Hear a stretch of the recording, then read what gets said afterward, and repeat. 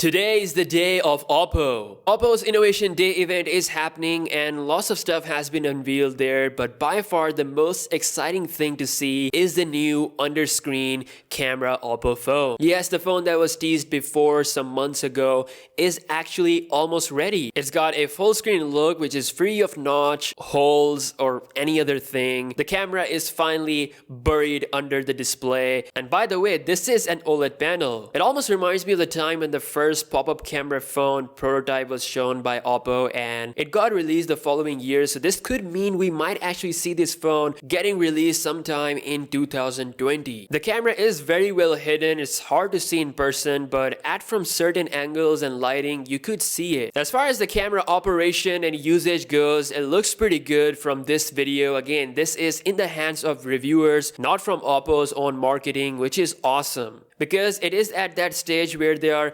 allowing reviewers to check it out. It was actually on display at this event, which is taking place in China, so we could actually see this phone in 2020, or a flagship phone with a under-screen camera from Oppo in 2020. Now, this is not something super exciting, I would say. I mean, it is the direction where we are moving towards, but right now, I personally want to see some crazy camera tech because I know smartphone cameras are gonna get really good next year, especially what Samsung is doing with this Galaxy S11. I think Samsung's current punch hole design from the front is pretty perfect. Obviously, I would love to have a hidden camera there, but it's not a huge deal. But at the same time, we must give Oppo the credit they deserve for this awesome innovation. Next year at MWC 2020 in February, Oppo is bringing a full-on flagship beast with Snapdragon 865 processor. It's set to have some serious gains. I'm not sure it's gonna have the under-screen camera because it is still a prototype device. It might be ready towards the end of the year, but this will be a all-out flagship phone from Oppo